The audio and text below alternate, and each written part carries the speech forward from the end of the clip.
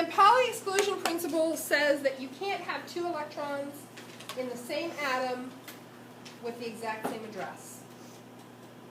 So to go back to our dorm room example, we'll do a co-ed dorm by floors here. All right. So you've all arrived at your 10-story walk-up dorm. You've all got all of the belongings in the world strapped to your body, your refrigerator tied to your head, your hamster in a little cage trailing behind you. I don't know what you're taking again. And Anna gets in first, gets to the first floor and goes, woohoo, there's a room here. 2 beds, I'm in. Sold. So Anna gets in on the first floor.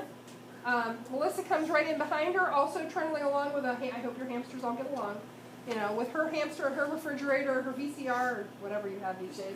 And, yeah, okay, never mind. I just realized that you don't have VCR.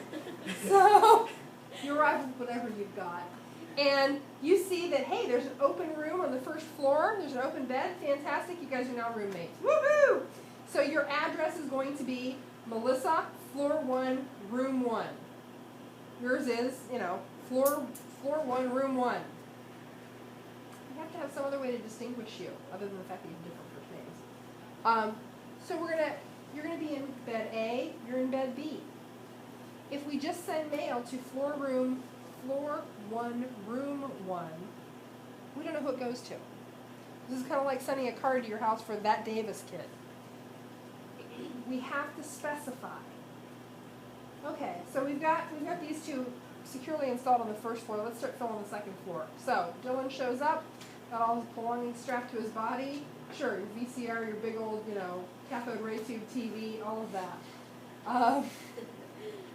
Everything on the first floor is taken. So he's hiking to the second floor. He gets into the second floor, first room available, he takes a bed.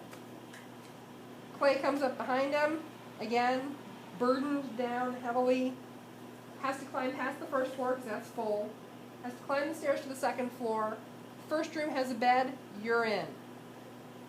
Now you guys are roommates. Sweet. But we can't just send a card to floor 2, room 1. We have to specify, A or B. There has to be some way to distinguish.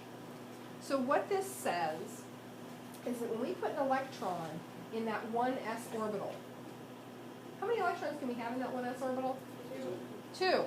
So their address essentially is first man energy level, an S-type orbital, and an S-type orbital in the only arrangement we've got. So the only S orbital we've got, one of them has to be called up, and one has to be called down. So this is where that spin number comes in. So we say that they have spin in 2 different directions.